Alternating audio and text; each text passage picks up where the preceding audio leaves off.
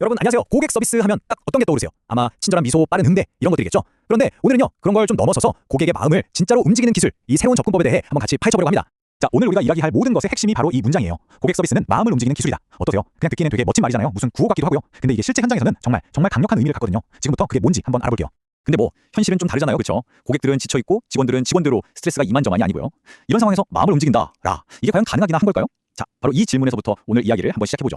자, 이 질문에 대한 답을 찾으려면요 우리가 먼저 봐야 할 게 있어요. 바로 고객이 어떻게 변했는가 하는 점입니다. 그래서 첫 번째 섹션에서는요 새로운 유형의 고객에 대해 이야기해볼게요. 요즘 고객들, 특히 뭐 공공 서비스를 이용하는 시민들을 생각해보면요 예전과는 정말 달라요. 그냥 필요한 정보만 딱딱 알려주는 걸 원하지 않는다는 거죠. 기계처럼 업무 처리하는 걸 넘어서서 뭔가 진심으로 나를 이해해주고 연결되고 있다는 느낌, 바로 그걸 바라고 있거든요. 바로 이 지점이 정말 중요한 변화의 시작점이에요. 생각해보세요.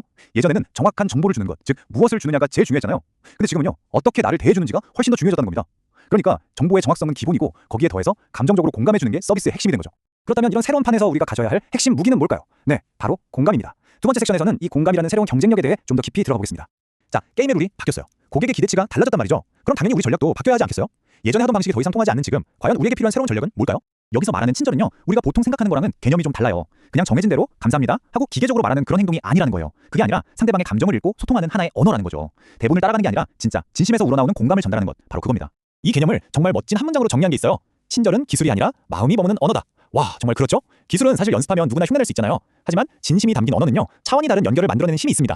좋아요. 그럼 이 감정의 언어라는 거 대체 어떻게 쓰는 건지 궁금하시죠? 이제 이론은 그만하고 진짜 실전으로 한번 들어가 보겠습니다. 어떻게 이 언어를 구사할 수 있는지 그 방법을 한번 살펴볼게요. 자, 이런 상황 한번 상상해볼까요? 서비스직에 계신 분들이라면 뭐 거의 매일 겪는 일일 수도 있겠네요. 고객 한 분이 엄청나게 화난 얼굴로 내 앞에 서 있어요. 이럴 때 여러분은 보통 어떻게 하세요? 자, 해결책은 바로 이 한마디에 있습니다.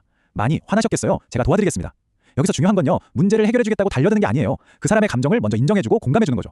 화나셨네요랑 화났었겠어요는 완전 다른 말이거든요. 후자는 당신이 화난 건 당연하다고 그 감정을 받아들여주는 거예요. 이게 바로 상황을 바꾸는 마법의 첫걸음입니다. 놀랍지 않으세요? 필요한 건 딱 한 문장이라는 거. 정말 잘 고른 공감의 말 한마디가 꽁꽁 얼어붙었던 대화의 온도를 순식간에 확 바꿔버리는 거예요. 이게 바로 우리가 말하는 감정의 언어가 가진 진짜 힘이죠. 자, 그럼 이런 능력은 그냥 타고나는 걸까요? 성격 좋은 사람들만 할 수 있는 걸까요? 절대 아닙니다. 이것도 구체적인 방법을 통해서 충분히 배우고 훈련할 수 있는 기술이라는 사실. 그럼 어떻게 배울 수 있는지 그 방법을 한번 알아볼게요.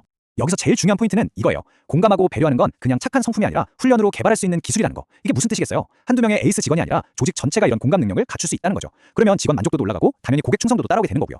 훈련 방법도 아주 체계적이에요. 자, 3단계로 되어 있는데요. 첫 번째, 실제 고객 응대 상황을 담은 영상을 그냥 봅니다. 두 번째, 영상을 보면서 스스로에게 질문을 던지는 거예요. 만약 내가 저 상황이었다면 어땠을까 하고요. 그리고 마지막 세 번째는 다 같이 모여서 자기가 뭘 느꼈는지, 어떤 경험이 떠올랐는지 솔직하게 나누는 겁니다. 이렇게 관찰하고 나 자신에게 적용해보고 또 함께 나누면서 배우는 거죠. 실제로 이 교육에 참여했던 한 분이 이런 말을 했대요. 영상을 딱 보는 순간 그냥 고개가 끄덕여졌어요. 아 하고 이해가 됐어요. 정말 그렇죠. 우리가 이론으로 100번 듣는 것보다 실제 상황을 눈으로 한번 딱 보는 게 훨씬 더 마음에 와닿고 강력한 공감을 만들어내는 법이거든요. 자, 이제 거의 다 왔습니다. 마지막 섹션인데요. 그럼 이 모든 이야기들이 결국 우리에게 어떤 변화를 가져다 줄 수 있을까? 그리고 이걸 보고 계신 여러분이 당장 내디딜 수 있는 첫걸음은 뭘까? 이 이야기를 하면서 마무리를 해볼까 합니다.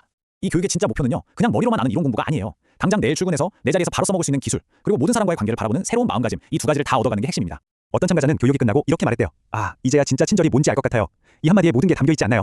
그저 시켜서 하는 기계적인 행동이 아니라 마음을 움직이는 언어, 그 진짜 친절의 의미를 깨닫게 되는 바로 그 순간인 거죠.